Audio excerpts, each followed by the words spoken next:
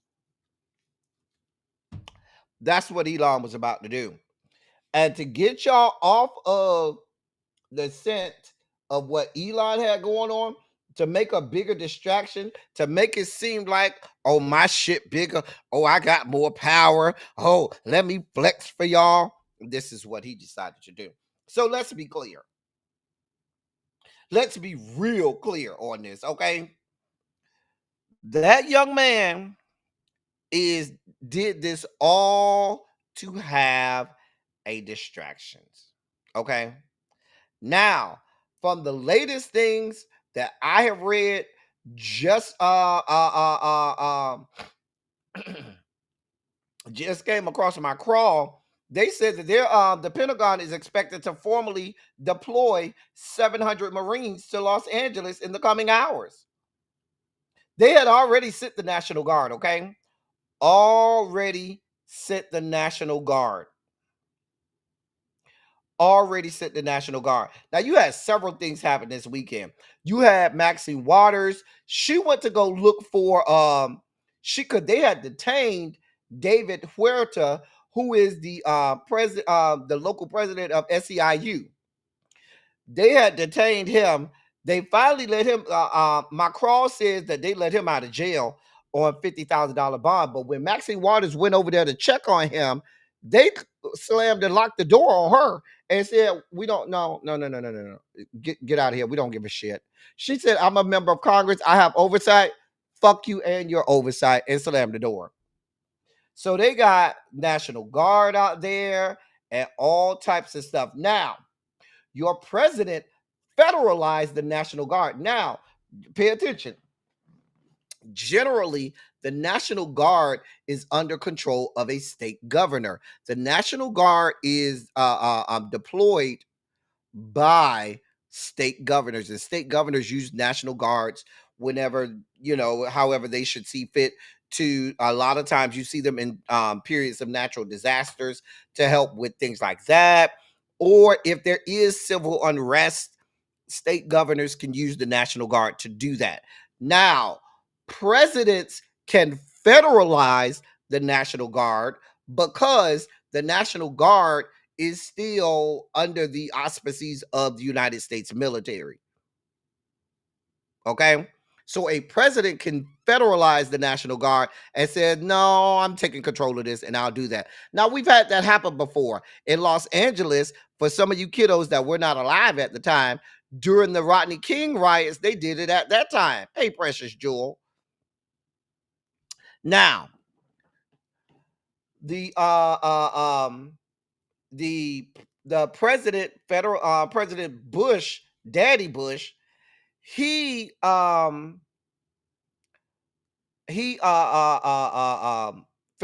the National Guard, and when black people was out there tearing Los Angeles up, he federalized the National Guard, and that's when they came in and started, trying to stop the riots in LA in 1992. Now, you've had time periods back in the day. Eisenhower had to federalize the National Guard in Arkansas when they wouldn't let Ruby Bridges um, desegregate or integrate public schools. They had to do it in I think JFK had to do it twice. JFK had to do it at Ole Miss when they were integrating at Ole Miss, when that college was getting integrated. He had to federalize the National Guard to protect the black students there. In Alabama, when George Wallace refused to integrate, he had to federalize the National Guard to force Alabama to do that. So there have been times when this has happened. Now, what I just read to you about the Marines being deployed, that's a totally different animal, because it is illegal for the United States military to be used against U.S. citizens unless the president invokes the Insurrection Act. Now, last time I checked, I have not seen the Insurrection Act be invoked. Okay, So, because there's been no invocation of the Insurrection Act, there is no legal way, shape, form, or fashion where active duty military personnel can ever be used on U.S. citizens. Now, generally, when you have a Secretary of Defense who understands his duty, which is to uphold and defend the Constitution, not to be the nutsack liquor of his God King, they would say, hey, Mr. President, all I can tell you is if you want to federalize the National Guard, you can do that. I cannot send active duty military over there to actively combat U.S. citizens outside of the Insurrection Act. Somebody should have told him that. That's seventh grade civics. Maybe not seventh grade civics, but I'm just saying, if you're the president and the Secretary of Defense, these are things that you should know. But the fact that they're deploying active duty military on U.S. citizens, this is I told y'all months ago, there's not going to be a little bell that rings that says we're in the middle of a fascist country. We're in the middle of an authoritarian dictatorship. We're already here.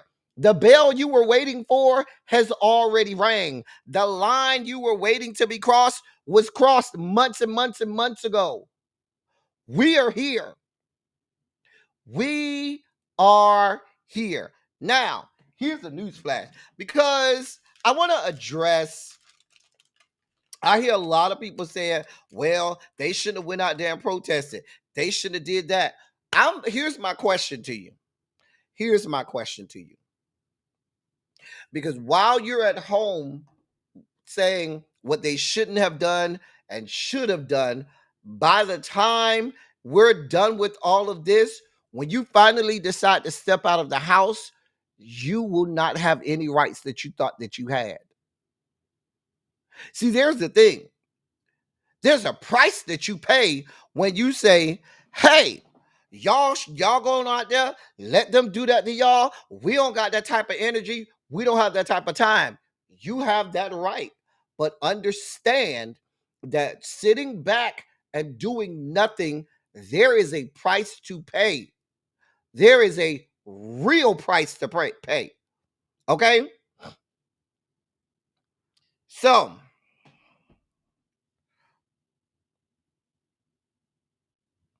I'm gonna check that Terrence, because from what I understand, being that the Marines is still one of the four major branches of military, if they are active deployed military, they're not supposed to. I'll check on that. You might be right though.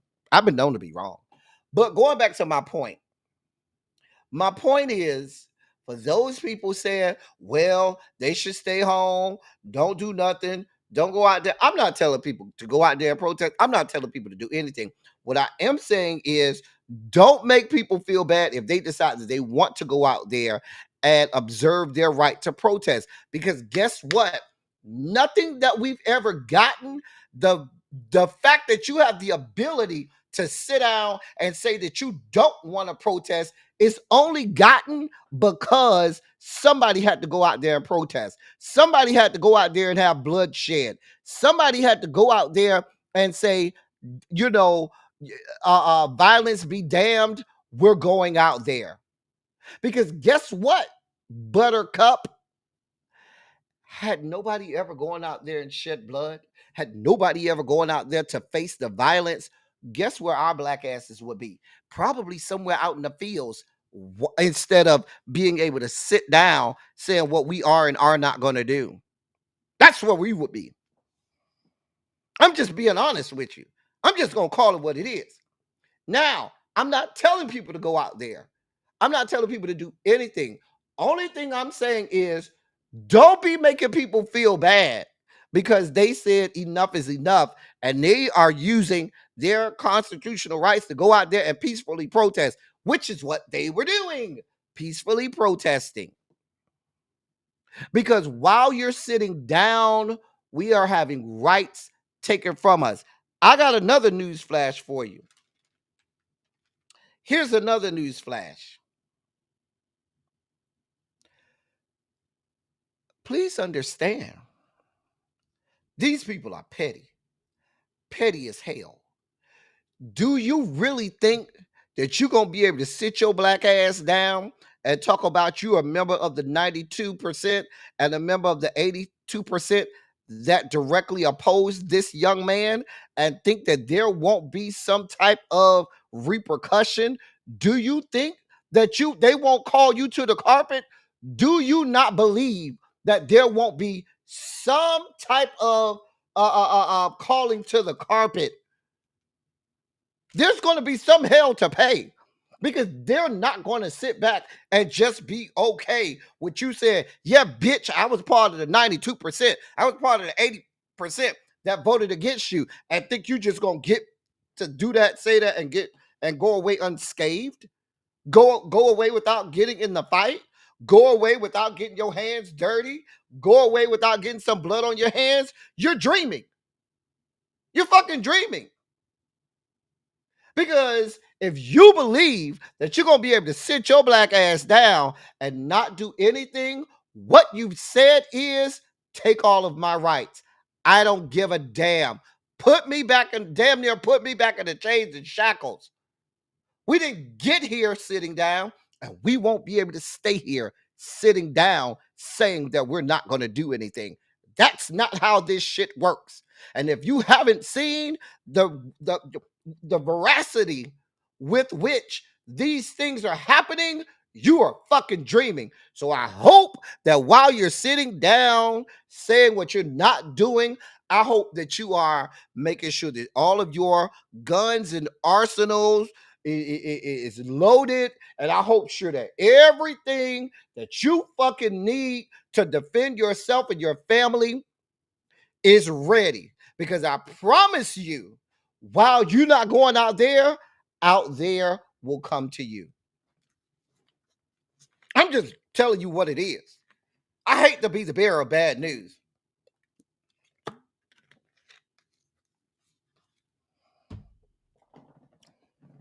I hate to be the bearer of bad news.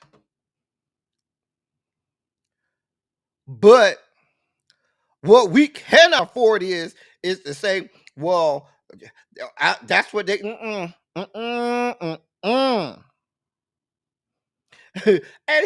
here's what's so ironic about it, right?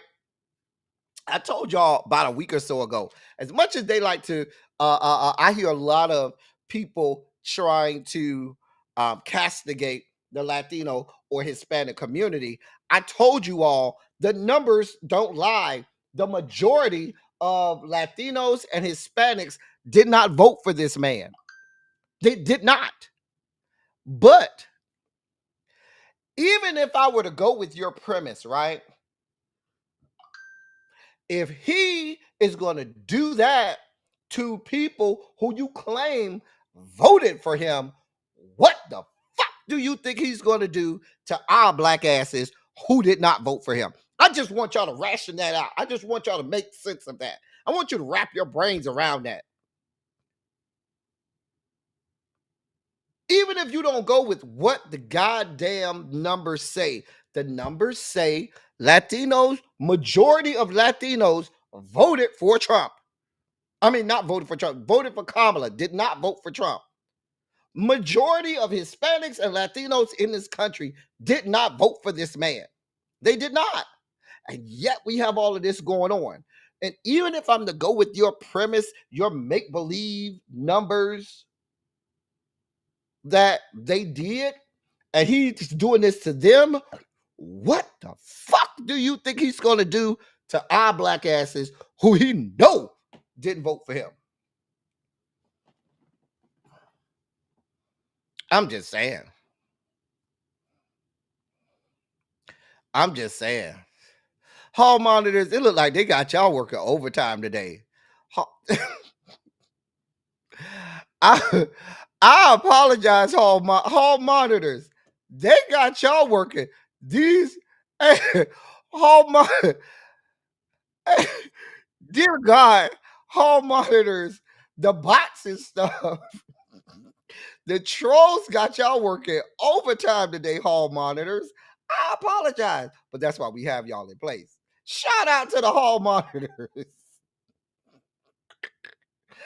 Listen, because the hall monitors be on it. Listen, hall monitors, I know they got y'all working overtime. It's okay.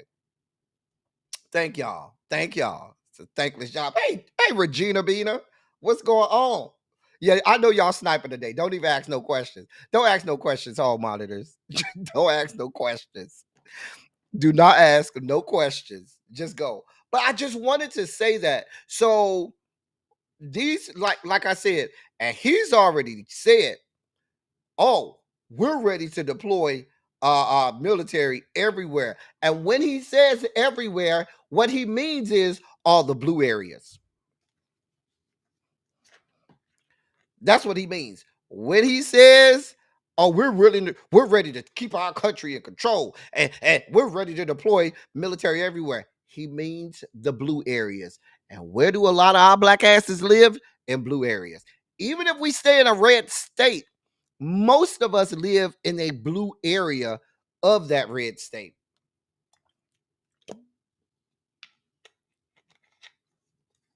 So I just want y'all to think about this while y'all watching over there thinking, these things happen. I don't know what to tell them. This is what they get.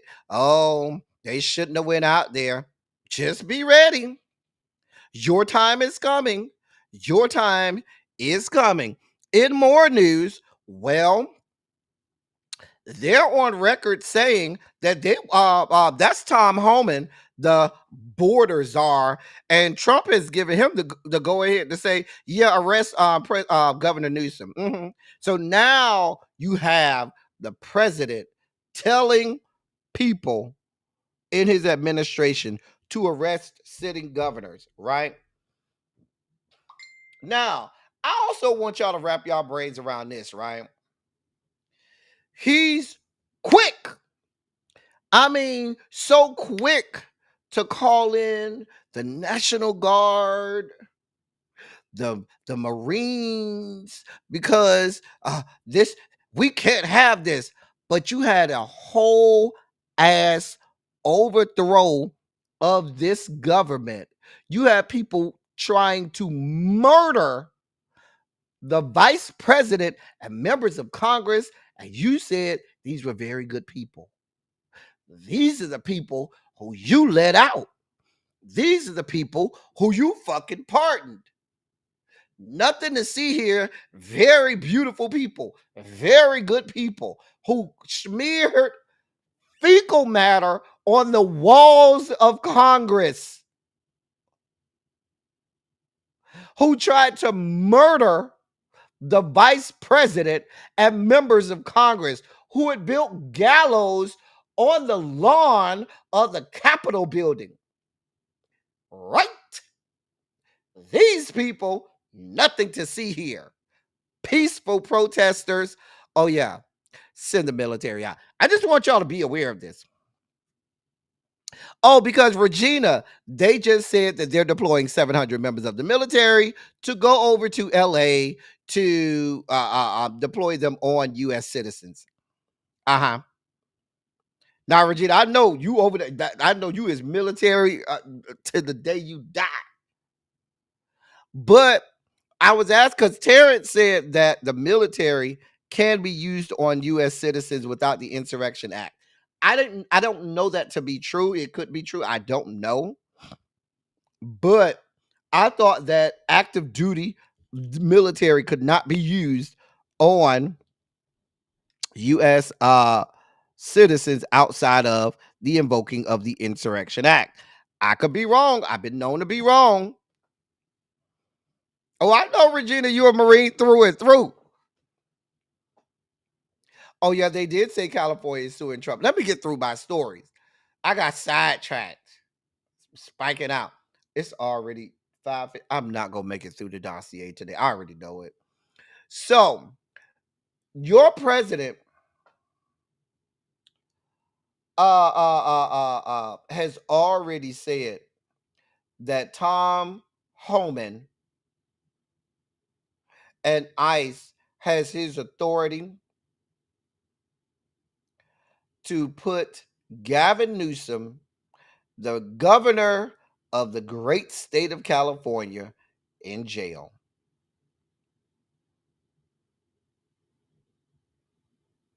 That's what he said.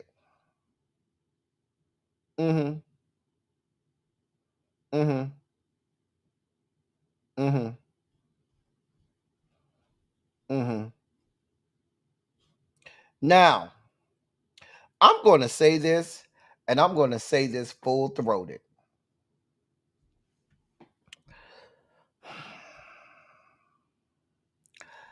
A bitch like Donald Trump, who tries to be a bully,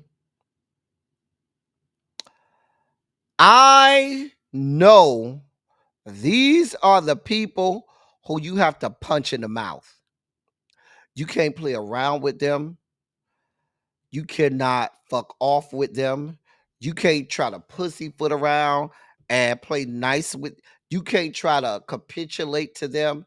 You cannot give them shit. When they come to your area, you gotta punch that bitch in the mouth, and then when they fall back, kick that bitch in the balls, and then kick him in the throat. And when he falls down, you continue to stomp his ass out because you give them anything, that's all they need. That's all you got to do. And when y'all were playing with them, when y'all were going along with certain things, even little shit, you can't give him little shit. I'll give you a perfect example. Was in California, and I know I'm right on this, one of the blue states that said, well, we agree with Donald Trump that, you know, even though President Carter died, we won't have the flags at half mast when our new president is being inaugurated. You know, we'll kind of agree with them. You cannot agree with these people on anything. I don't give a damn. I told you. If that bitch say that today is Monday, I'm gonna say no, bitch, it's the day after Sunday. No, fucktard, it's the day before Tuesday. But never am I capitulating with these people, because when you give them anything, they don't give a shit. You gonna try to play nice with them, and they gonna punch you in the mouth. See, that's how these people work. You say, oh, it's easier to win flies with honey than it is with vinegar. No, bitch, you kill that bitch. Listen, I got a motto. I tell people this all the time. When I do leadership training, you know what I tell leaders? Here's what you do. I teach this to teachers too when they want to learn classroom management. I say, how do you kill a gnat? How do you kill a gnat? You kill a fucking gnat with a sledgehammer, which is to teach all of the other gnats, flies, mosquitoes, birds, eagles, pterodactyls, or anything the fuck else flying in the area. That's not the bitch you fuck with. That's how you kill a gnat. You kill that bitch with a fucking sledgehammer. And everybody else that's flying around gonna say, yeah, let me go fuck with somebody else. Not with this bitch. That's not the one I want to fuck with. But y'all want to play nice with people who don't play nicely. And now it's coming to fuck you. So here we are, Gavin Newsom. Here we are. They want to play ball.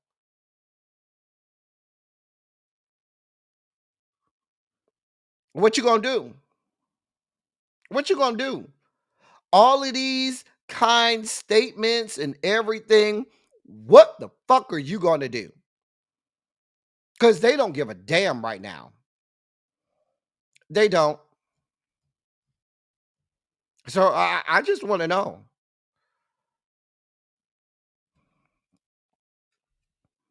I just want to know.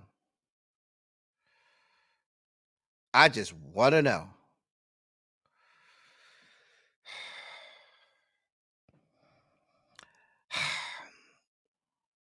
In more news, because now It's not just the people protesting that are getting attacked. No, they're attacking journalists now. Oh, yes. Oh, yes. The young man you see on the ground, he is a photojournalist, a photographer with a news station who had a news camera, and he was injured by the police. One of the projectiles from the police wounded him in his thigh, requiring emergency surgery. He remains hospitalized today. He was shot by law enforcement. Yes, he was. Because they're using the rubber bullets or the foam bullets. These are the same rubber bullets and foam bullets that they used during the Black Lives Matter protest that took people's eyeballs out, that maimed people, that caused internal injuries to people. Those same rubber and foam bullets. Because newsflash, I don't care if it is rubber or foam. If it's sent with the same velocity as a fucking bullet, the shit is, it could possibly maim somebody. But who the fuck am I? Who the fuck am I?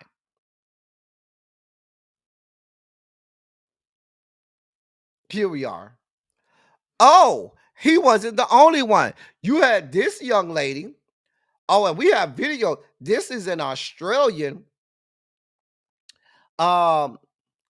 This is an Australian journalist.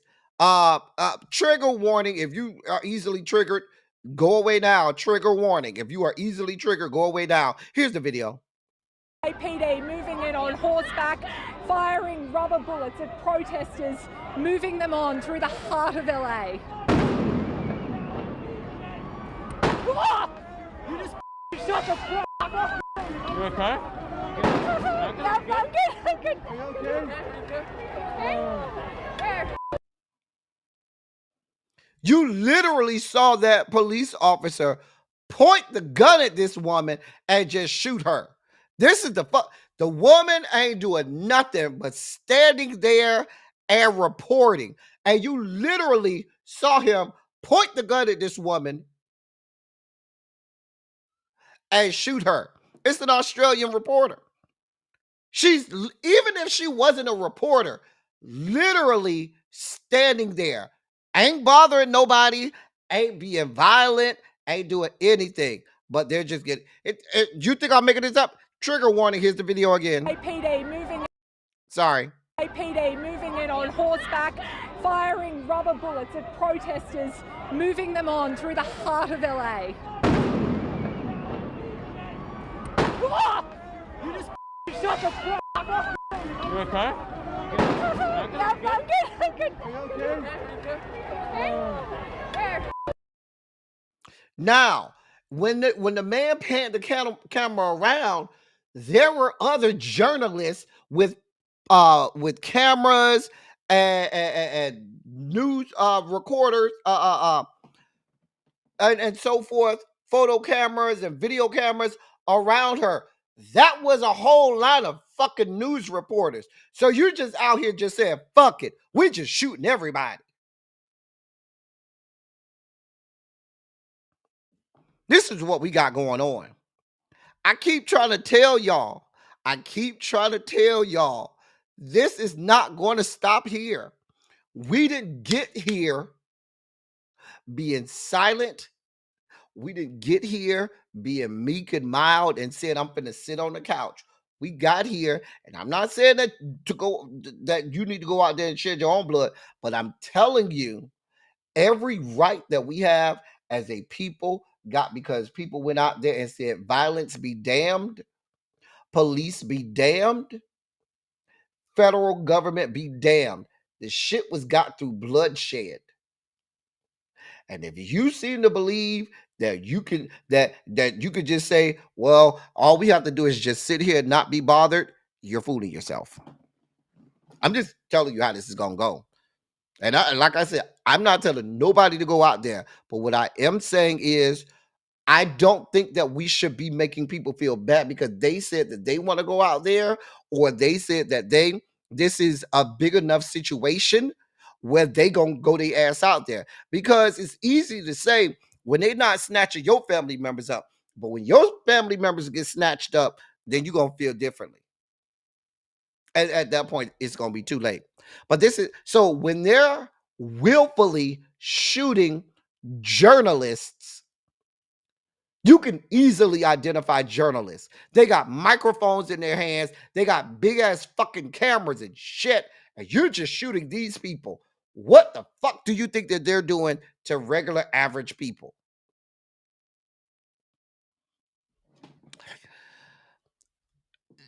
Dr. Phil says, oh, y'all are out here being violent to people that are not white. Let me have some parts of that shit. Oh, I'm here for all of the part, everything that got to do with being violent to non-white people. I'm here for all parts of that shit. So he infused himself in this situation. He was in Los Angeles with the television crew covering the immigration enforcement raids in the area that sparked the widespread protests across the city. So when they were over there snatching people up down to the Lowe's and the Home Depot, he said, yeah, let me get some parts of this racist ass shit, this xenophobic ass shit here. And let me remind the people of how racist I am and always have been. Let me make sure that we get all this on camera. Get the lighting correct while you snatch them, while you're dragging them against the asphalt.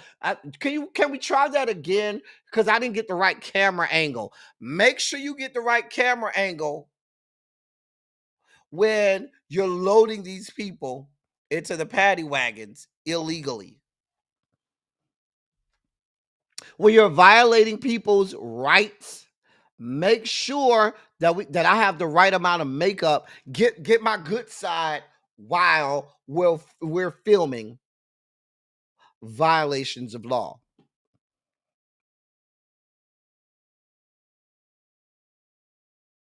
This is what we got going on. These people are fucking clowns. Fucking clowns. We will never forgive Oprah for introducing us to this ass clown. I love you down, Oprah, but I would never forgive you for introducing the world to this ass clown. Didn't she also introduce us to Dr. Oz? Oprah, you got a bad track record. I don't know why. This what happened, Oprah. When the first 10 years of your show, you was bringing them a lot of black stuff, introducing the world to a lot of black people. It's later in your show, you started bringing all of these white people here, and the white people are always the okie doke. I don't know why you started trusting these white people, Oprah. Go back to the old Oprah. That was, bringing all of the black people to the forefront. Not the Oprah in the latter years that was bringing all of these white people who wasn't shit.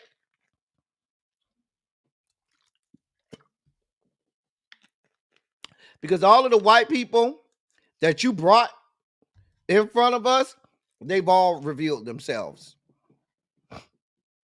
I'm just saying. Now, you gave us a lot of good black people.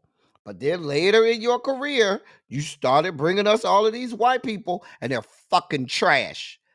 Fucking trash.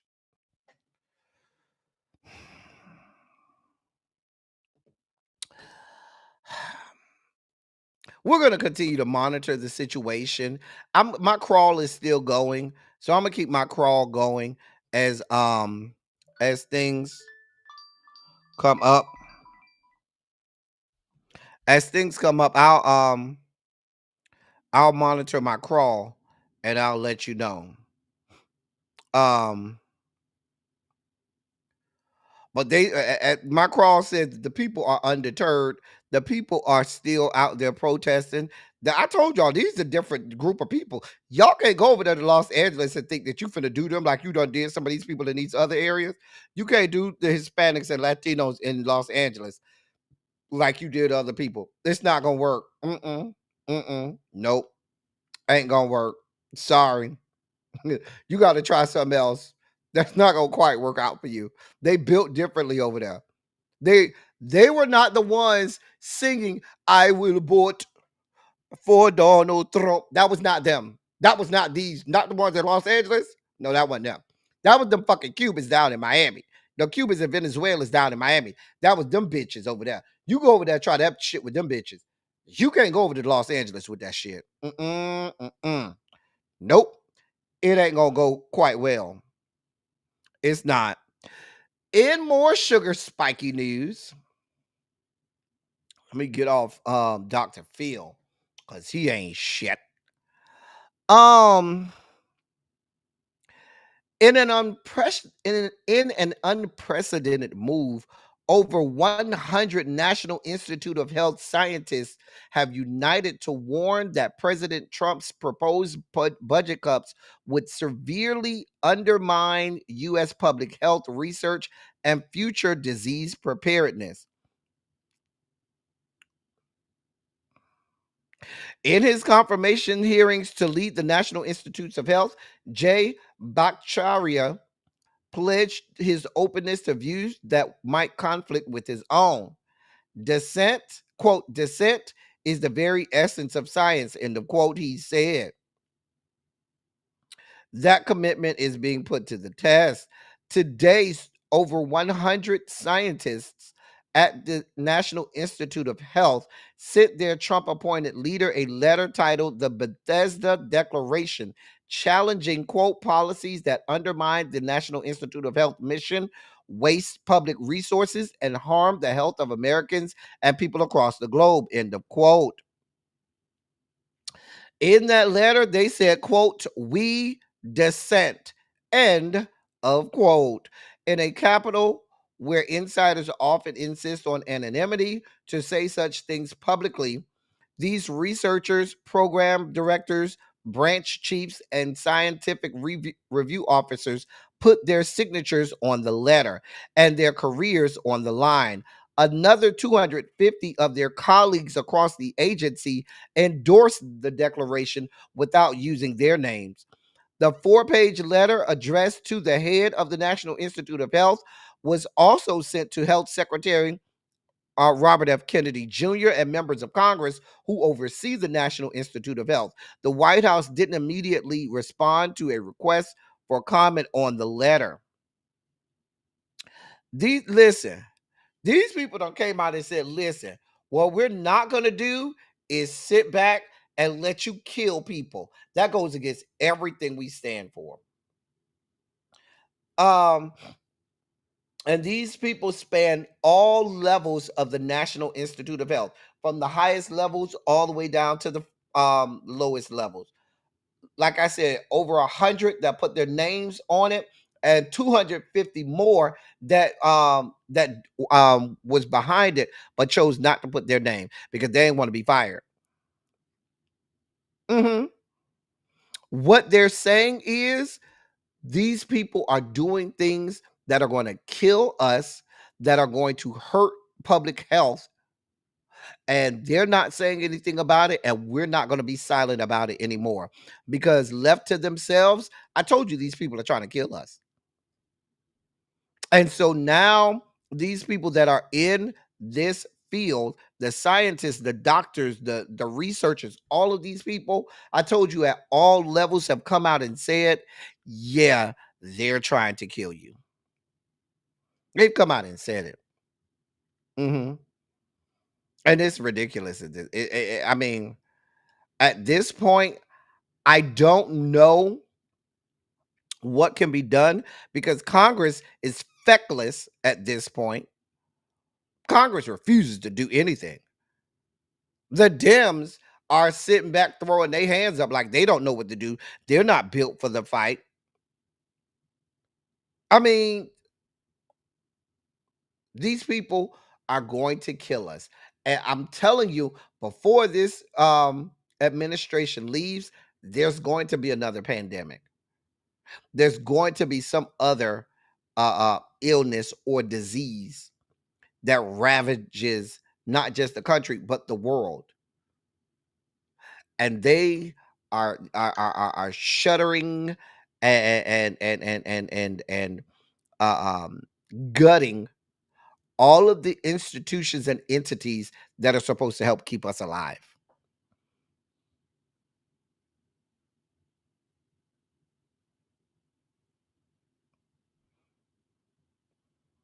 So, I see what you said. Listen,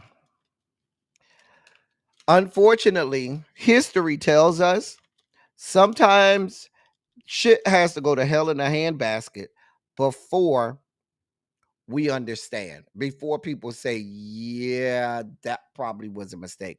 But the problem is, how many people will have to die?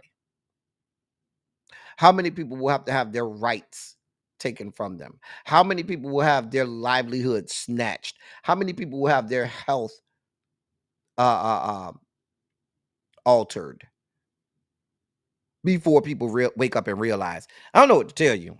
I just report stories.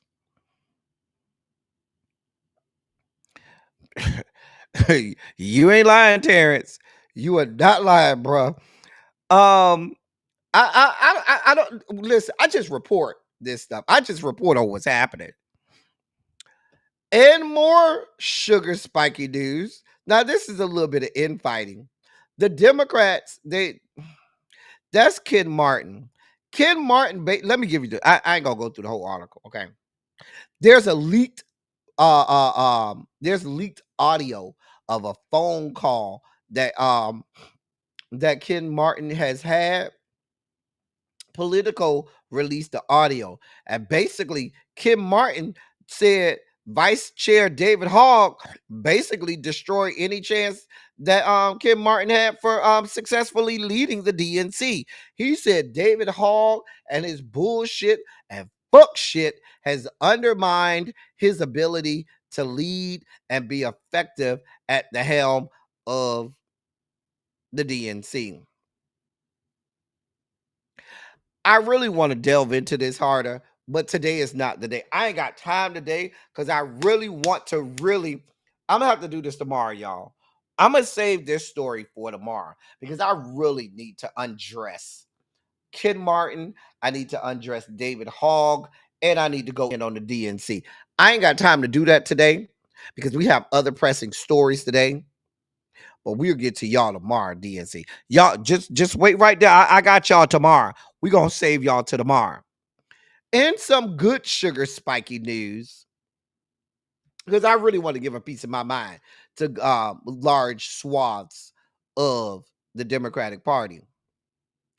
A federal judge in California has blocked the Trump administration from enforcing anti-diversity and anti-transgender executive orders and grant funding requirements that LGBTQ plus organizations say are unconstitutional. U.S. District Judge John Tiger, who you see there, said today that the federal government cannot force recipients to halt programs that promote diversity, equity, and inclusion or acknowledge the existence of transgender people in order to receive grant funding. The order will remain in effect while the legal case continues, although government lawyers will likely appeal. The funding provisions, quote, reflect an effort to censure constitutionally protected speech and services promoting DEI and recognizing the existence of transgender individuals, end of quote, Judge Tiger wrote. He went on to say that the executive branch must still be bound by the Constitution in shaping its agenda, and that even in the context of federal subsidies, quote, it cannot weaponize congressionally appropriated funds to single out protected communities for disfavored treatment or suppress ideas that it does not like or has deemed dangerous, end of quote. The plaintiffs include health centers, LGBTQ plus services groups, and the Gay, Lesbian, Bisexual, Transgender Historical Society. All receive federal funding and say they cannot complete their missions by following the president's executive orders. I'm glad somebody stepped in. I'm glad somebody had the balls. Now they're going to appeal this all the way up to the Supreme Court. You can already expect that. But this judge came right out and said, yeah, we're not here for this fuck shit. You can't tell people they can't get funding because they have DEI or acknowledge the existence of trans people. Are you fucking kidding me? Kudos to you, Judge Tiger. In more sugar spiky news, ABC, who has gone straight hashtag Bohica. Can I get a hashtag Bohica? Cha. Can I get a hashtag Bohica? Because ABC and news outlets all over have gone straight hashtag Bohica. For those people who may be new here and don't know what hashtag Bohica means, Bohica is an acronym that stands for bend over, here it comes again.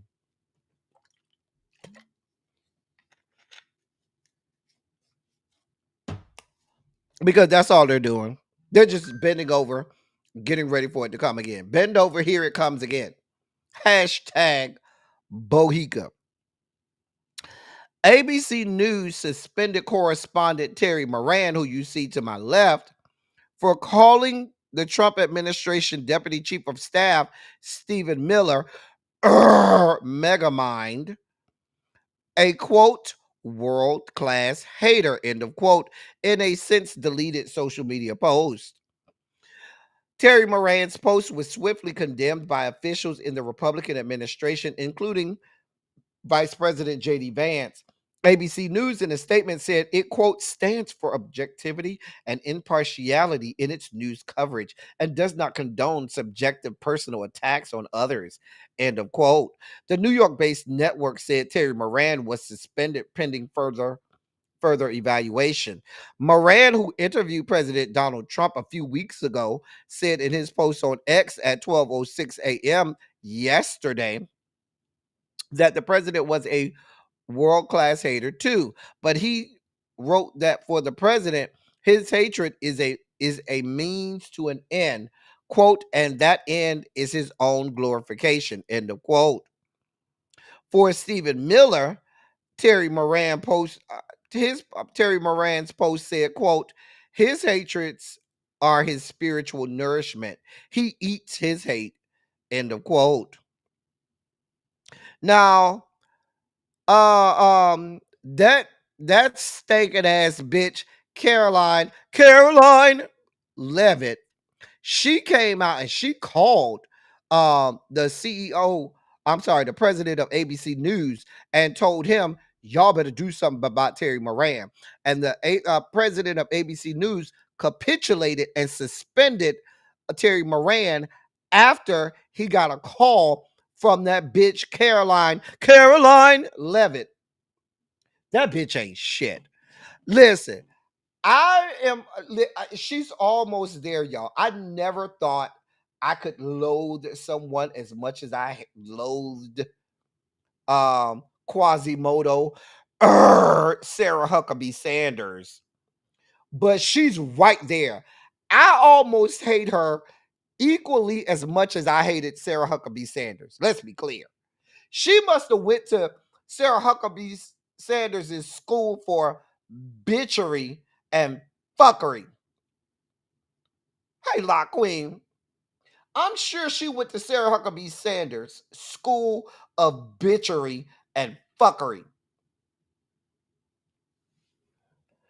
Just a mess. Just a damn mess. Hey, YB. Just a damn mess. That bitch get on my nerves. Oh, where's my New York delegation? Sound off, New York delegation? Yes. Well, here we are. Eric Adams, the mayor of New York City, signed an executive order this week adopting a controversial definition of anti-Semitism as Israel's invasion of Gaza and alleged anti-Semitism continued to dominate the city's mayoral election. The mayor signed the order, which requires city agencies to use the International Holocaust Remembrance Alliance's description of anti-Semitism at a synagogue in Manhattan on Sunday. Mayor Adams described anti-Semitism as, quote, a vile disease that's been spreading across our nation and our city, end of quote. Critics of the definition say it is designed to protect Israel by punishing legitimate criticism. Examples of anti-Semitism that accompany the formal definition include, quote, claiming the existence of a state of Israel is racist. I'm sorry, quote, claiming that the existence of a state of Israel is a racist endeavor, end of quote. And, quote, applying double standards by requiring of Israel a behavior not expected or demanded of any other democratic nation, end of quote.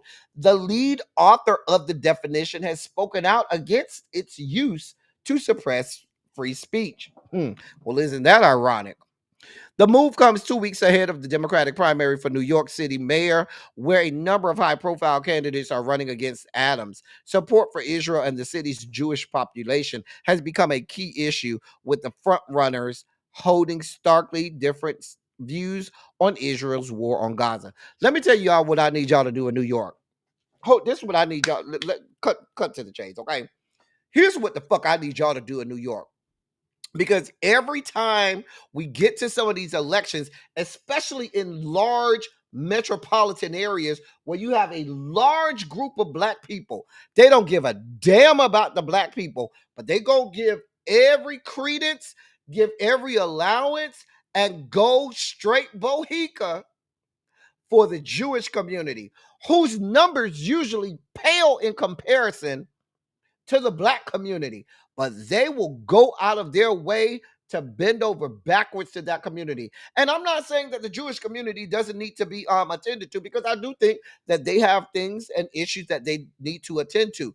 But the way they go out of their way to willfully just go along with anything that they want, all the while ignoring the needs of black people, is insidious. So what I need y'all black people to do in New York is, I need y'all to go out, and I need y'all to go out and vote in numbers and show them that your issues cannot and should not be ignored. This is the time to do it. I tell y'all, the most important election that you have in an election cycle is the primary. The primary elections are the most important ones, because these are the elections where you can actually get someone in there that aligns with your political ideology, not having to be left with what y'all always say is the lesser of two evils.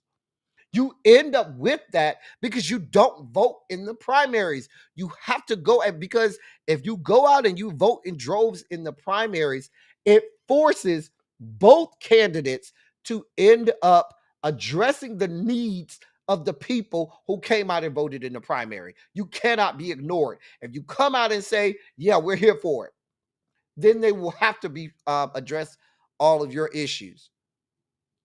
I'm telling you how this goes. Right, they get proactive legislations and reparations, and we don't get a goddamn thing. You ain't lying, Sam. Do your homework. Y'all got about 2 weeks before that primary. Go out and vote. Please tell all of your people to go out and vote, because that's the only way these people will start to address your needs. In other news, more sugar spiking news. Y'all see I'm trying to regulate my sugar levels. Where's Larry? Larry, I'm gonna need you for this story. Larry.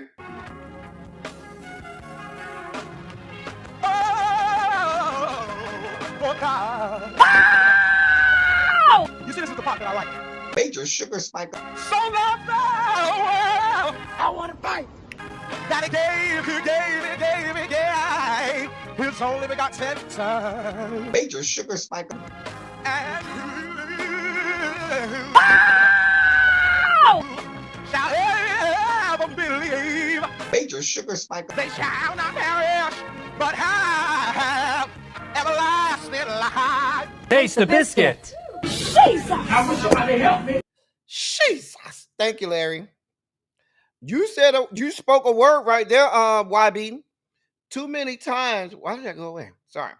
Too many times, what you have happen is these young people go out here and they act like voting doesn't matter. I don't got nothing to do with politics, but politics has everything to do with you.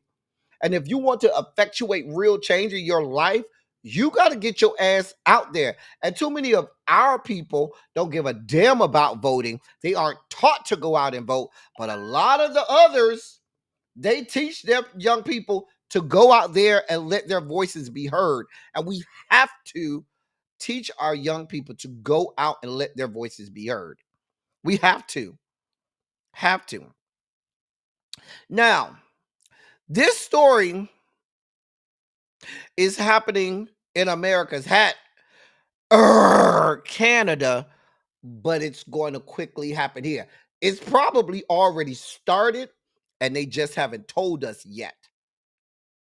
So here's the story. Six babies with unvaccinated mothers have been born with congenital measles in the Canadian province of Ontario since the start of the largest outbreak of the disease in the Western Hemisphere last year. Ontario's Chief Medical Officer of Health, Kieran Moore, said the infants who were infected with measles in the womb had all recovered. He said the infections could have been prevented through routine vaccination. Congenital measles, which refers to cases in which a child is born already infected with the highly contagious disease, can produce inflammation of the brain and in some cases death. Canada achieved elimination status for measles in 1998, meaning the virus is no longer circulating regularly, but the scale of the outbreak in Ontario could overturn that achievement. Since October, Canada's most populous province has reported more than 2,000 cases, more than all of those in the US combined in 2025. Public health figures show cases continue to climb despite efforts to quell the rise. Last week, the outbreak reached a grim milestone after a province recorded its first fatality. Health official Kieran Moore told the media a premature baby who contracted measles in utero died from medical complications, including the presence of the virus. Quote, is only a very small subgroup of people who have chosen not to get vaccinated who are having the complications, end of quote. Let me just stop it. Let's cut to the chase. Now, while some of y'all might say this may not affect us, let me tell y'all something. It's affecting more of us than you think. Let me remind y'all. Y'all remember how many of our people was out here saying, "Oh, I'm not getting the COVID vaccine. I don't trust the government." And now, with the federal government we have in place with with the Centers for Disease Control leaders who we have in there now with the National Health Institute leaders that we have now with fucking RFK Jr. at the helm of HHS, they're going to have even less confidence in these things. Don't get it twisted.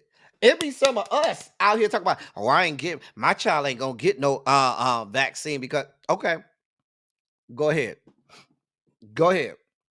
Let me know how that works when you try to have when that child of yours that you didn't get vaccinated has to now produce children and you looking to have healthy grandchildren. Let me know how that works out. Just let me know how that works out. I'm just saying. Let me know how this works out. I hate to be the bearer of bad news. I hate to be this guy, but here we are. Here the fuck we are. So understand that while you're out here talking about I ain't getting vaccinated, ... XYZ, A, B, and C, remember you had the stupid ass RFK and his people try to tell y'all that pregnant women should no longer be getting vaccinated for this for COVID. And the Institute of OBGYNs, the American Institute of OBGYNs came right out and said, No, the hell, we're not saying that. Please get vaccinated. That's what they said. Do not believe these people. You have to get vaccinated if you're a pregnant woman. It could harm the baby. But you got idiots. So I did this story, even though it's up in America's hat right now. Please don't think that this cannot happen or probably already has not happened here in these yet to be United States of America. I'm just saying. Child. I told you, YB, he always sound like he talking into the fan, the oscillating fan and stuff. In our last sugar spiky story of the day, that's the little TikTok guy. What's his name? Khaby LeMay. Well, let me read this to you. Confusion took hold of social media over the weekend about the status of famous TikToker Khaby LeMay, and as conservative commenter Bo Loudon took to X to claim that he helped get LeMay detained by ICE in Las Vegas. Now, Bo Loudon is the little white boy you see over there on the right. He said he helped ICE snatch Khaby up. Child. LeMay's detention comes amid increased immigration raids across the country, some of which have led to mass protests in Los Angeles. We know that. In a post on X, Bo Loudon claims to have reported LeMay to DHS authorities on June 6th, leading to the arrest and detention of him. However, the community notes function on the social media platform more or less debunks his claims. He also allegedly showed LeMay's information in the ICE database.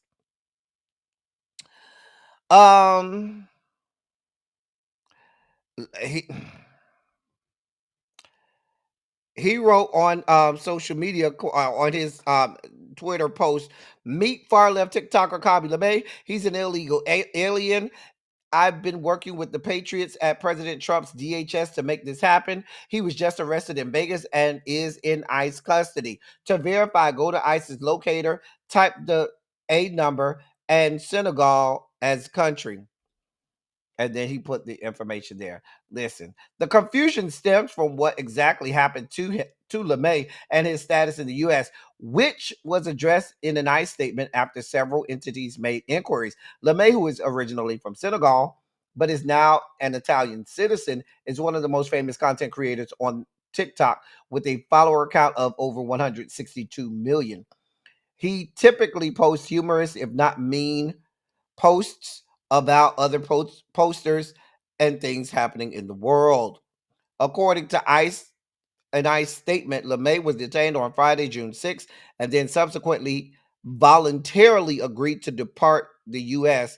Though exactly when he did depart is unknown. But they're saying that he deported back to Italy because he didn't want no smoke. The statement says, quote, U.S. Immigration and Customs Enforcement detained Serenge Cabani LeMay, 25, a citizen of Italy, June 6 at the Harry Reid International Airport, Las Vegas, Nevada, for immigration violations. LeMay entered the United States on April 30th and overstayed the terms of his visa. LeMay was granted voluntary departure June 6th and has since departed the U.S. End of quote. Now, that statement was timestamped 10/12 on June 7th.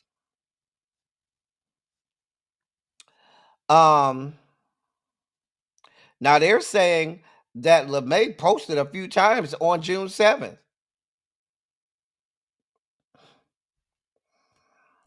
And people are trying to figure out, well, how is he already gone if he posted from the US on June 7th? Baby, I don't know. I don't know. I don't know. What I do know is we have another intruder. I thought one of the hall monitors would don't worry about it. We'll take care of them.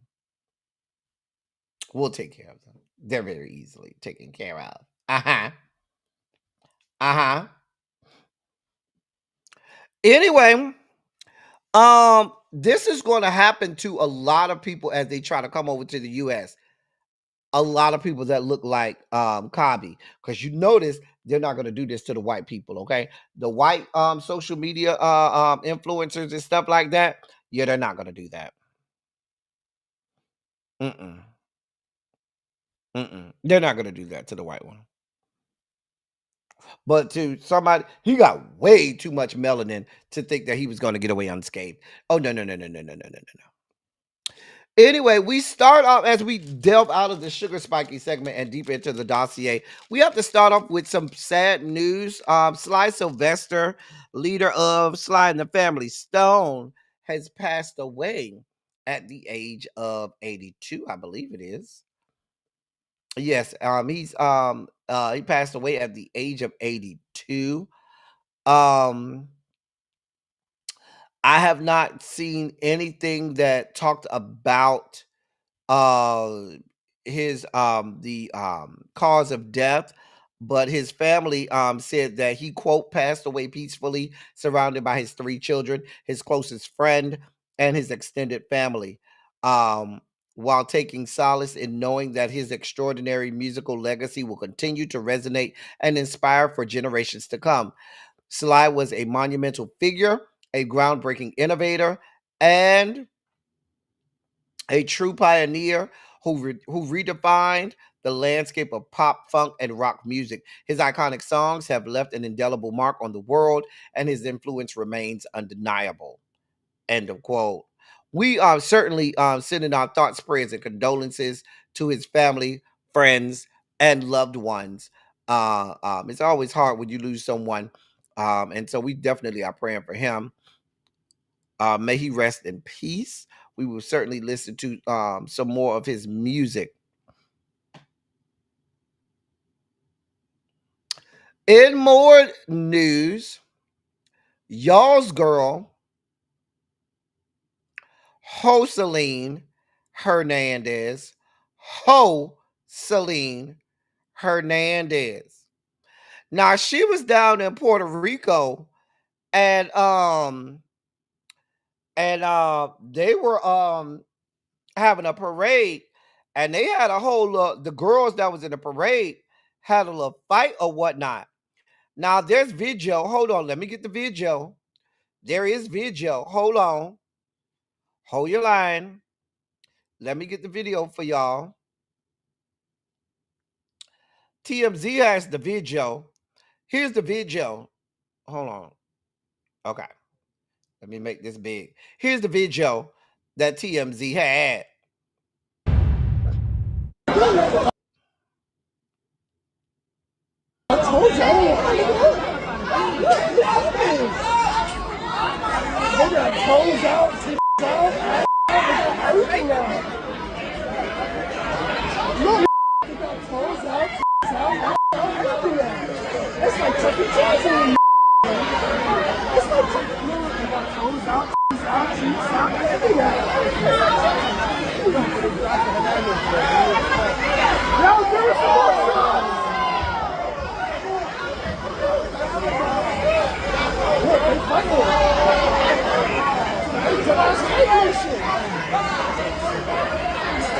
Don't mix with their Puerto Ricans.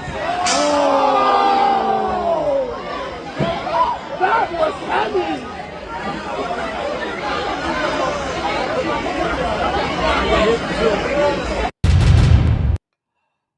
Now listen, I don't know what y'all expect. Okay. Joseline Hernandez and them thugs that she have on all her little shows and shit. What do y'all expect from these people? It's Joseline Hernandez. The bitch ain't shit. Them hoes who she have around her ain't shit. Now, I saw some other clips of the parade, and they was, twerking and stuff. And they was, dancing and dropping it low and twerking and stuff. The bitch ain't shit. No, she cannot act civil. So they were down in Puerto Rico at a parade or whatnot, and she can't act normal. She's not a normal person. They had the Puerto Rican Day parade, and she was down there. And baby, I don't listen.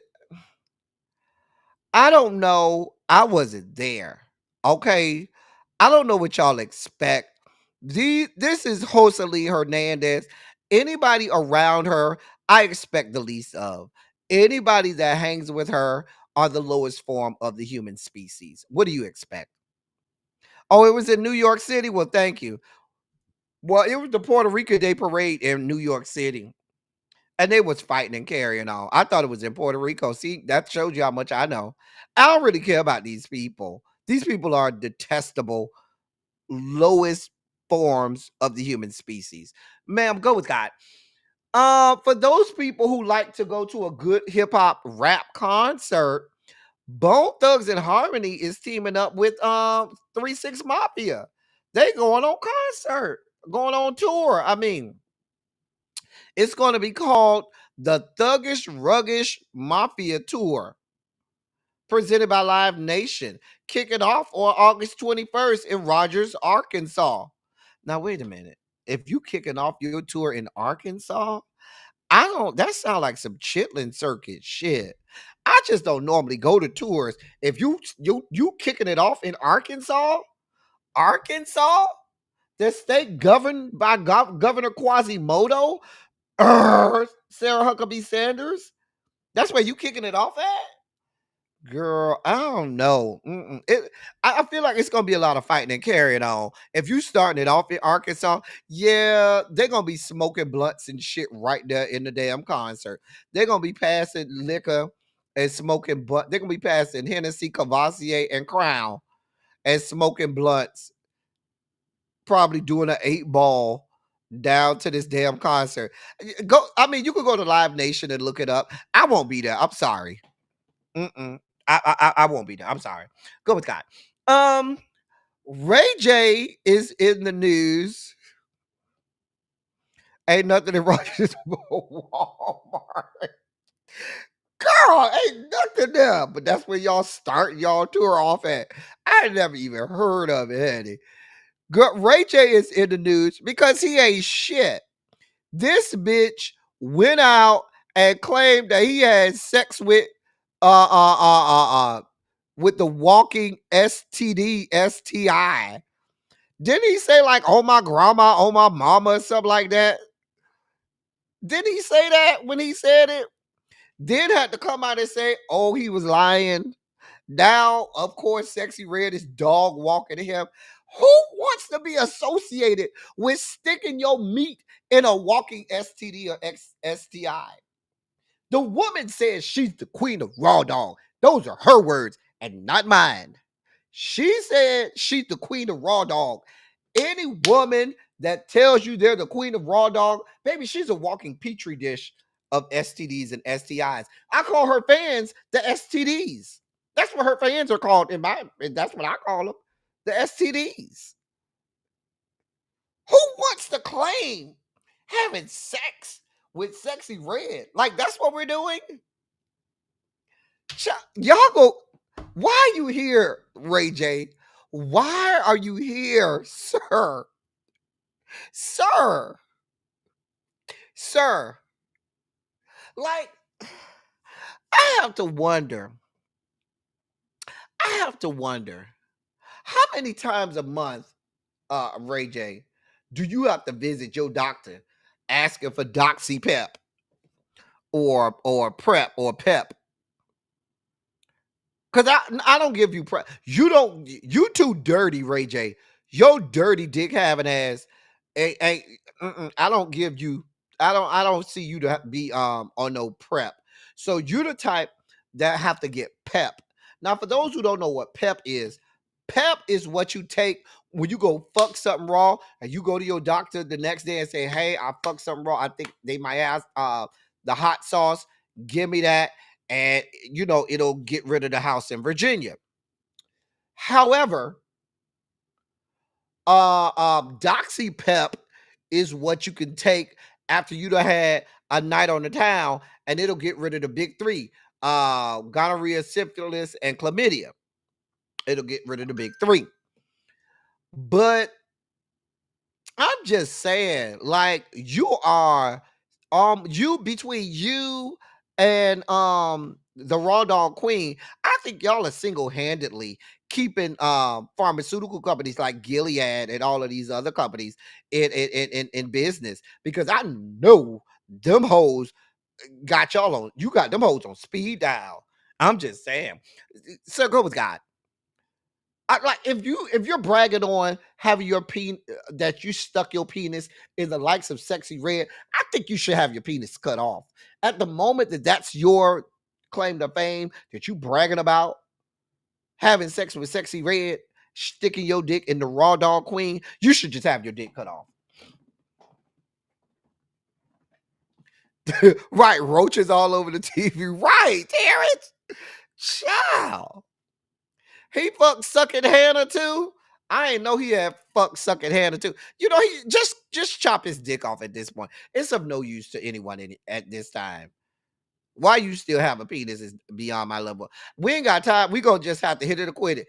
Hitmaker said that Diddy called him pretty and flirted with him and tried to get him get him some of his peen. That's what Hitmaker said, that he went to one of the Diddy parties and Diddy told him, "Come here, you little pretty motherfucker." Listen, I ain't got nothing to do with it. What do you want from me? Okay.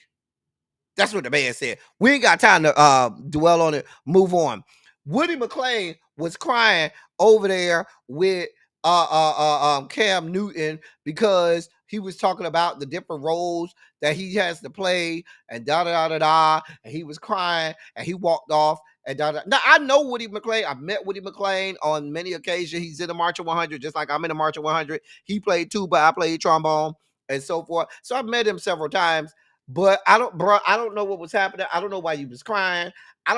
There's video. I didn't want to get the video for y'all. The video was like 6-7 minutes. Maybe we had the type of time.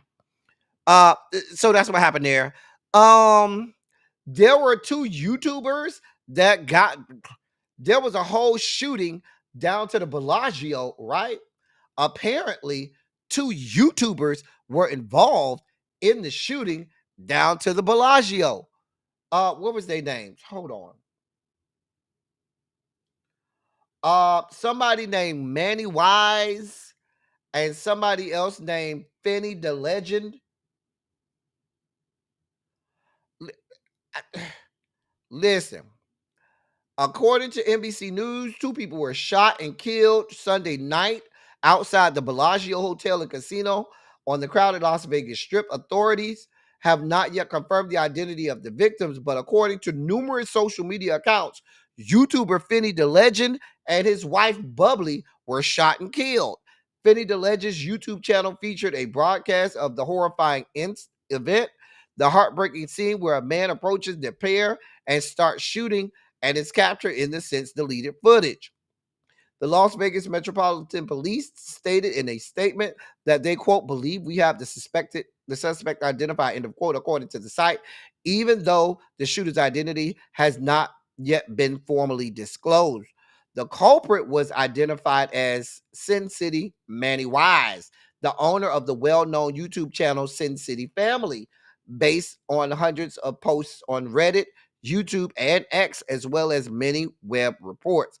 Quote, the victim and the suspect have previously engaged in some sort of conflict using a variety of social media platforms, end of quote. And that's according to the police.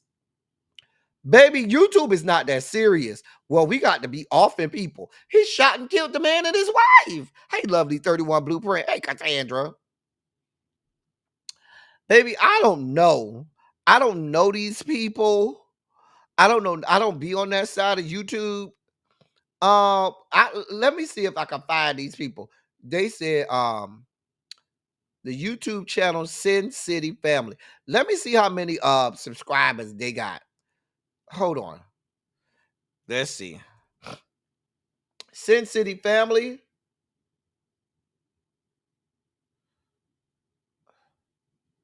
I don't see none of I don't even see their YouTube channel. Maybe they took it down. I don't know.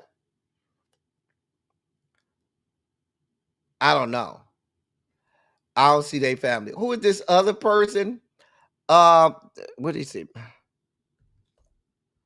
I don't know these people. I don't know these people. And who is the other person? Finney the legend. I don't know these people. Let me see if I can find this other person. Now, Finney the legend ain't even got that many subscribers. Whoever this Finney guy is, he only got like 4,000 subscribers. Child. He sure was in Las Vegas this weekend. Girl. I don't know. It ain't that serious. This sounds like some beef sector shit that went badly. Baby, I don't know these people, and I ain't trying to meet these people. Okay, before I go, I just want to do some real quick. These are the stories that I could not get to that I wanted to, but I couldn't get to really be my coverage. T.S. Madison had to go over there on an interview with Nene Leakes and tell her the difference between male and man. I ain't had time to go through that. Didn't want to. Nope. Young Miami said that Tyler Perry's latest film, Straw, made her, quote, very appreciative for the small things. I don't care about you, ma'am.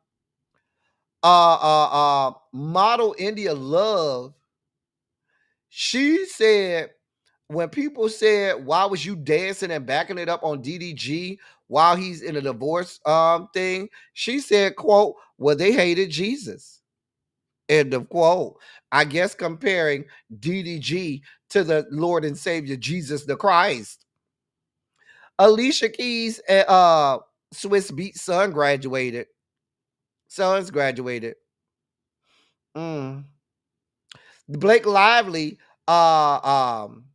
lawyer claims total victory after the judge tosses Justin Baldoni's $400 million lawsuit, defamation lawsuit out. So the defamation lawsuit got thrown out. Sherry Shepard said that Nia Long was the woman who confronted her over alleged shade and said, quote, I have no idea who she thought was shading her, end of quote. I ain't care. Roseanne Barr said, quote, God told me, end of quote, to send her 2018 racist tweets that led to her rebooted TV series being canceled. Those are some of the headlines I couldn't get to because we ain't had that much time today. We got to get y'all over. I know the bell already rang, and half of y'all finna go over there and tell Really B that I made y'all late. Don't go over there telling that woman that I made y'all late.